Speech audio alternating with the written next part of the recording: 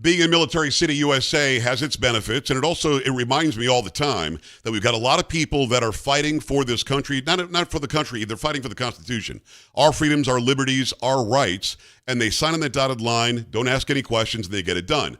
So, of course, we all believe that once they've done that time, when they get out, they should be taken care of. This man believes that as well. It's the Secretary of the VA. It is Doug Collins. Secretary, how are you? Good to see you again. I'm great, Joe. It's good to be with you again. It's really a pleasure. When it comes to veterans, I told you this a million times. My dad was in the Air Force. I think he was more proud of his kids, but it was right up there. His service in having kids, the pride of his life. And we lost him at 69. He died out of VA. He got pretty good care. The VA took a dive after that through the years of Obama, through the years of auto pen. I know that President Trump the first time did a lot to get rid of people we didn't think we could fire, to update the technology. But that backlog, that was happening in the day in Phoenix, where people were dying waiting for an appointment, where people weren't getting a facility or a checkup, and they were lying and saying that they were. Is all that in the past? Doug, is it all fixed now? Yeah, I mean, look, there's always going to be issues, but those issues that you spoke of, yes, that was one of the reasons why I was still in Congress, which you got the Choice Act, you got Mission Act. The president was very proud of Mission Act. He still talks about it to this day. And when I see him, he talks about giving community care and choices and letting our veterans go. Not only have the VA, but also be able to get doctors in the community as well. Right. Unfortunately, over the last 4 years, the previous administration decided to do away with that. They didn't like veterans having choices. They didn't like veterans being able to access the full range of healthcare benefits that they have. So they tried to keep them and build a fiefdom inside the VA and in our hospitals and clinics. And frankly, that just wasn't what the law said. So we've expanded that back out. We've got a lot more of controls over how we go about what we're doing. We're following it. There's always going to be areas in an agency as large as us with 170 hospitals, 1,200 clinics that you have to watch. But we're making progress to do what I promised, Joe. I told you I was going to do months ago when I came in February, that the veteran is first at the VA. And we've made a lot of changes that are helping that veteran get the health care they need in a quality way, in a timely way, but also getting their disability claims answered in a much faster way. So right now we got a lot of good things going on. Veterans Affairs Secretary Doug Collins, we appreciate the time and the access. The Choice Act is so important to me. The fact that so many veterans did not even have a facility near where they were, or there was a facility costing a bunch of money that wasn't utilized as much as it could have been. And if you can't get into an appointment, you can't get in and get that care you need, you can literally go to your private practitioner, right? And then it'll be paid for by the VA or by the government. That's correct. That's the way community care works. In fact, we've actually we've taken it a step further. I mean, from what the first steps of Choice Act that I voted on back in 2014-ish time frame, 2015 time frame, to what we have now is light years different. In fact, we just instituted a thing called best medical interest, which actually gives the doctor and the veteran the chance to determine what is in their best medical interest. Is it for them to, get the care there at the VA or go into the community and get that care without having to worry about drive times and wait times or anything else? They can just decide that this is a better way to do it. And the doctor can help with the patient's input to have that. And we're working even making that more accessible. And I think that's actually strengthened us as a hospital. One of the things that I've looked at too many times, Joe, frankly, we've actually measured the wrong things at the VA. We've measured how many bodies we employ, how much money we have, and we failed to do what every other hospital in the world does, is measure quality. I mean, no other hospitals in the world measure wait times, because what they focus on is getting the patients in, getting the patients out, and giving good quality care. That's what we've got to get back to. We've got to get over the stigma that attached to some of the bad days in which they couldn't get appointments and it was taking forever. Well, we're going to get it back to the standard of where they get quality health care in a timely fashion. And that's all they really want. And I certainly think that we all think they deserve it.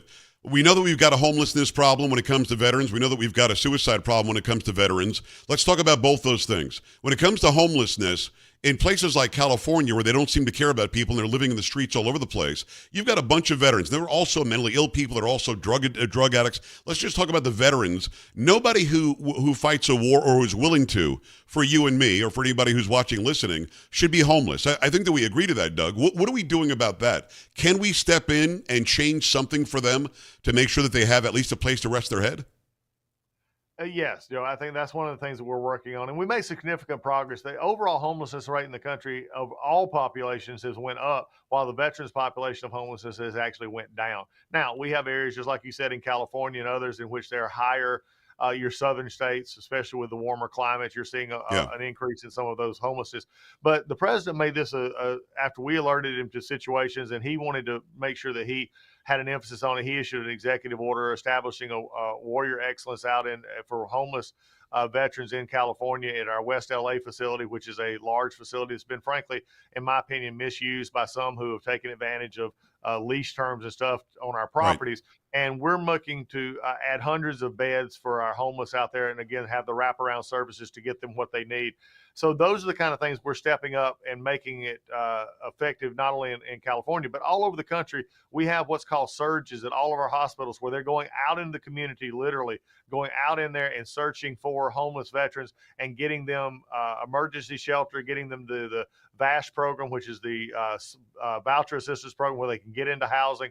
We're making a real concerted effort there, and we're seeing some good results. Some of it, just takes time. Some of them, frankly, Joe, this is a sad part about it. Some of them have been on the streets so long that they don't really know any different. And so we're Right. having to help encourage them to come in, but we're going to do everything we possibly can. It's like you read my mind, Doug, because the question is, how do you know who's homeless, who's a veteran, who's on the streets, who's not? You're not tracking them as well. You shouldn't. They're free, liberated Americans. But so it's a matter of literally going to homeless encampments and saying, are you a veteran? And then cross-referencing, like I'm sure we know everybody who served. Is that how you have to do it? I mean, that sounds grueling. Yeah. Yeah, Joe, it's sort of we have to. I am so proud. I'm going to shout out our vet center in Detroit. We have a vet center up there. I love my vet centers. My vet centers are sort of the hybrid of VBA and VHA, the benefits of health, but they're the health under health, and they're the ones who actually are separate from hospitals, who provide care and counseling for no matter what the veteran, even if they are not inside the VA system. But I've got a lot of outreach counselors who are going into the cities, and the one in particular up in Detroit was actually going to bus stations and places like that, Oh, wow. talking to veterans and giving out stuff. And and it was interesting because, again, they can only work with the veterans. But what we found is they have such a passion that when they go out there, we're trying to get them services from like HUD and from agriculture, and other places in HHS, so that if they encounter a homeless person who's not a veteran, they can get them to the services while still taking care of the veterans that they're coming across. And frankly, the sad part about it is, Joe, they were finding, 8 to 10 people that they were finding in these bus stations that were homeless veterans. It is Doug Collins. He's the secretary of the VA. We always appreciate the time and the access. I love what's being done about getting access to care. I know that benefits, the wait time, or the backlog that is, has historically been cut. Is it where you need it to be at this point? Because to get your benefits, a lot of people don't. I had people call my show, and this is a long time ago, Doug. I think it might have even been before you. You were the VA secretary, who would call and say, I don't care what you say. I can't get the benefits. I've been waiting X amount of months or years, and it's just not happening. It's like they don't want to make it happen. What do you do to go in and stop that? Whatever it was that was going on at the VA, what do you do to stop that? And what is the time now? I don't know if there's a specific time to get benefits. Is it more streamlined? Are more people getting taken care of? Yeah, we are, yes. And then, look, it's an issue that we put focus on, and we said, look, it's about a focus of, are we working for veterans or are we working for the VA? Right. The organizational structure, we're going to make sure that we're not getting in our own way of doing the first and only thing we have to do, and that is take care of veterans, whether it's be their health care or their disabilities, or frankly, lay them to rest in our cemeteries. But the benefits issue, we've dropped that backlog over 100, well over 100,000 now, just in a little over 4.5 months, from the high of 260 plus that was when I stepped in here on February the 5th to where it is under 150,000 now.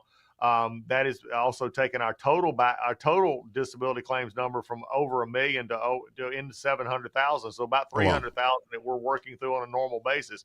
And we've just incentivized that. We've said, we've empowered our people to do what they needed to get those answers. Now, what I'm still working on is how do we make it simpler? My goal is that no veteran would ever have to go to anybody to get help in filling out their disability claims and filling out the paperwork to get the benefits they've already earned. That's going to take us a while. We've gotten really used to being a big organization that's very bureaucratic and likes to go through committees and likes to go through hoops. The veteran should never have to be the end result of that. So we're working, and it is getting easier. And look, you're going to have people you'll show this online. They're going to text you and comment online. And I'd encourage you, Joe, if you have somebody that gets on there and gives a comment that says, I didn't have a good experience or I need help, forward those along to my folks. We're going to take care of them. We're doing that right off of my own social media now. because we want to be a very accessible organization that does what we're supposed to, and that's take care of veterans. It is VA Secretary Doug Collins. Always appreciate the time and the access. Let's talk about the suicide rate. Now, I want to preface it by saying, and again, you know where I'm based. I'm based in San Antonio. A lot of veterans here, and I actually had somebody educate me maybe 10 years ago, Doug, called in, and I think I've told you this before, and said, you don't understand PTSD. And I said, well, make me understand that. I want to argue with you about it. What is it? It is reality. We think we're in the war. It's not just some memory. They might wake up one day in a cold sweat, and they think they're in that place again. I think many times psychotropic drugs are being prescribed to these people, and it might not be the right thing. Are you doing something? And I'm not an expert on that. I'm asking you. Are you doing any sort of studies? Are you doing any sort of research or in-depth, medical doctors who know these things to find out how do we help people with PTSD before they decide to take their own lives? Because the psychotropic drug prescriptions, they don't look very successful to me in many times. 17 a day is too many, as you know. So what's being done on that angle? Well, we're actually open to anything that actually is helping our veteran. And if that helps, if normal counseling, the regular therapy counseling is working. If there's issues with, I would love to not see so many people on depression medicine and anti-anxiety medicine if we can get them over the root cause of where they're at. Right. Those are the kind of things, and especially the opioids, the pain, the addiction, those kind of things we're really working toward cutting back because they're the unhealthy side effects of that. Now, when it comes to psychedelics and the use of, we're actually one of the leaders in research and seeing if it actually works. And Joe, to be frank with you, I've visited our facilities in the Bronx. We're doing MDMA trials up there, which have actually really worked. And I've had doctors who went in skeptical who have come away saying, wow, this does something. Now, does that mean it's right for everybody? No, it does not. It doesn't mean that psilocybin, it doesn't mean the one that's big down in your part of the world is ibogaine, which, by the way, ibogaine, I need to tell everybody here, ibogaine is not approved for use in the United States. Okay.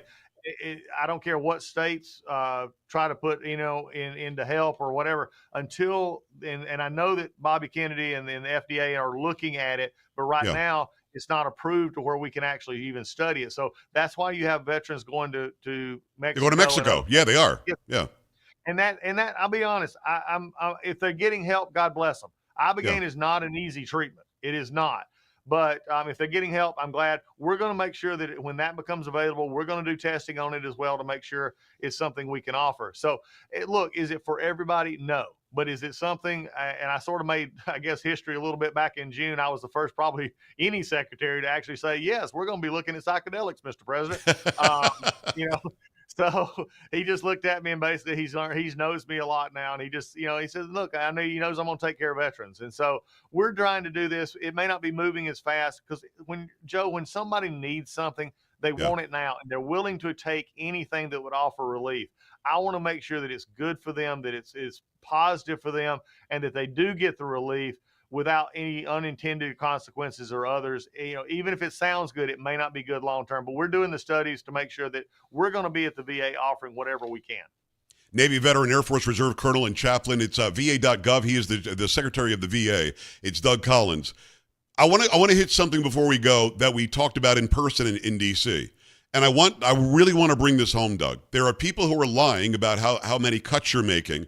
There are people who are lying about getting rid of hospitals or facilities that aren't being used, by the way, or the fact that you might cut 50, 70, 80,000 employees. What we don't know as the general public is how many employees does the VA need? And if it's not 450, it should be 380. If it's not 380, it should be 320 or 560. Who knows how many thousands of people should work there? What are you doing to find out exactly what's needed to streamline it, to save us, the taxpayers, a bunch of money while enhancing the benefits? Can you do both? Yes, you can. We've already done that. In fact, we're no longer looking at for all the folks who were back in the spring, were getting their bags out and having to blow in their bags because they were hyperventilating over. Right, oh my God, Doug Collins is going to kill the VA. We didn't do that. I promised them that we'd take a good look, and we're going to be reducing our workforce by about 30,000 by the end of September. We did that all, by the way, with retirements, early retirements, those kind of things that reshape. Now, that means that we're not good where we're at. The previous administrations and others have had people out of place. So we're doing some restructuring to make sure that we're putting people in place. We're keeping these people, but we're putting them in. It's like lining up a football team and making sure everybody's in the proper position. And that's what we're doing right now. And again, look, there's things right now going out. We're actually looking at alignment and getting a manning document. We've never had a manning document, Joe. We're 450,000 people, and we've never had a true manning document. And yet I have people criticizing me saying, oh, you're doing a manning document. This is terrible. No, just grow up, get a life. We're going to take the VA and make sure that it's operating just as any other efficient organization should be, as your tax dollars should be spent. And we're going to do it in a proper way. Standards matter. We're in football season now, Joe. I'm a Georgia Bulldog. I look at all the coaches who teach to standards win. If you don't have standards, you don't win. The VA is going to live to standards. Well, and it should, but I hate that they always make a correlation. If you're cutting back how many people are on staff, you absolutely are cutting back in the medical care, and there's no proof to that. In fact, you're showing that you can do it more efficiently with fewer people. Do you have to respond to that? Do you respond to that, or do you not care? You just say the proof is in the pudding. Really easily. Okay. I'll respond to it real easily. I mean, I said, look, we're going to be having, like I said, 30,000 less people, but yet we've dropped our backlog 100,000+ in just a little over 4.5 months. Our wait times at our hospitals are going down in the right direction, especially in mental health. We're accessing more of our community care. We've actually opened up 1 million more access hours for veterans at our clinics and out in our facilities so that they can go to evening or early morning or even on Saturday visits. Right. Look, for all the folks, here's the problem, Joe, and I'm going to hit the dirty secret up here. Especially for some across the aisle and some of the organizations who are just bent on keeping the VA as it was because they benefit from it. I don't have that problem. I want to see the VA be the best it possibly can be. And folks, we're not bound by a workforce that is our main driver. I love my VA employees. I'm going to give them every tool they can to succeed. But we're a service organization that has only one metric of deciding how we're doing. How are we taking care of a veteran? That's our only metric. I love it. It is VA Secretary Doug Collins. Doug, thanks for the time and the access. As always, anytime you've got something new happening that you want to get it out to the masses, let's make it happen again. Thank you for taking the time today. No problem. Take care. All right, brother. Talk soon. We're back after this in the Joe Pag Show. Stay right here.